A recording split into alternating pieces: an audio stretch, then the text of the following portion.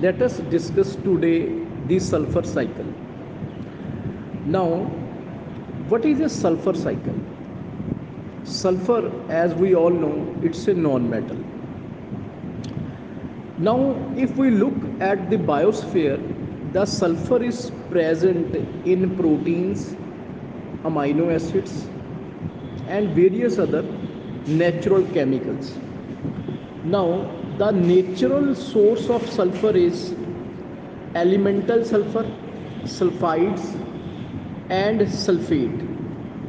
Sulfur cycle may be gaseous or sedimentary. Now, what is gaseous cycle? Sulfur is emitted especially by bacterial emission, that is by fossil fuel burning, or mostly from volcanic eruptions, volcanic emissions in the form of H2S and sulfur dioxide gas. We all know that sulfur dioxide can easily be oxidized into sulfur trioxide by lightning at our atmosphere and results when combined with water to form sulfuric acid. So the sulfur cycle is overloaded due to burning of fossil fuels. As a result, sulfur dioxide emitted into the atmosphere that constitutes a significant fraction of total global sulfur transport.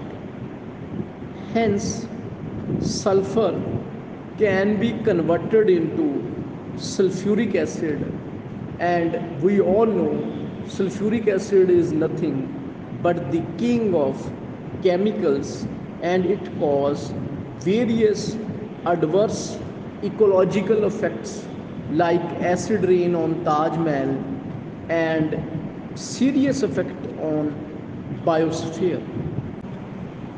Dear students, look at this sulfur cycle. As I already told to you, whenever you have to draw a cycle, you have to be very careful on the sources and sink of sulfur. Now, what are the natural sources of sulfur?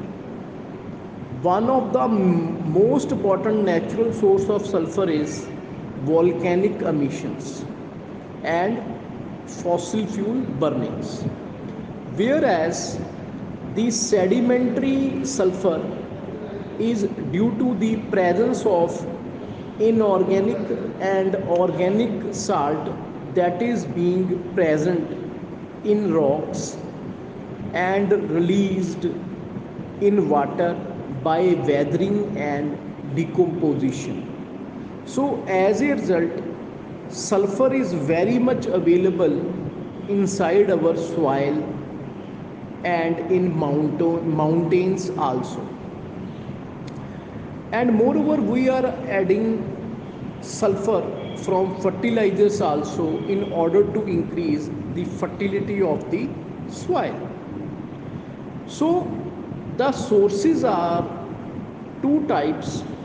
One is natural one and gaseous one, that is H2S from volcanic eruptions and sulfur dioxide production by bacterial decomposition, and unnatural one by adding fertilizers, by weathering, by depositions, and so on. So, as I already told to you, sulfur is a very important constituent for amino acids which build up to form protein. So, from the producer, the sulfur in proteins or amino acids is transferred to consumers, and the excretion of excess sulfur is carried back to the soil and bottom of the water bodies.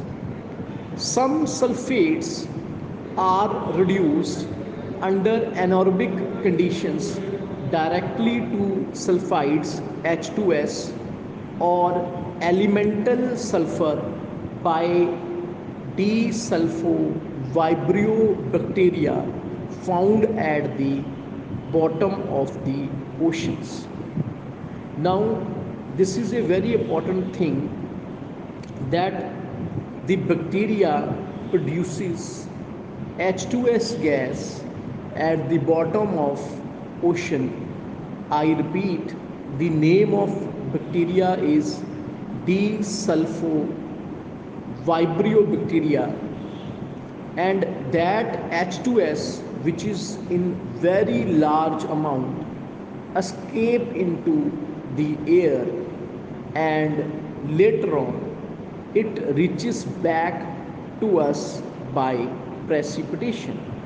So H2S oxidize directly into sulfate and hydrogen ion. So, my dear students, the sulfate so formed can be used by autotrophs again in the form of certain lakes and ponds where it is difficult to oxidize sulfide by the above process. So this is all about the role of bacteria. The bacteria, that name is desulfovibrio bacteria, that is formed at the ocean, and the sources of sulfur and sink of sulfur that will complete the your whole cycle of sulfur.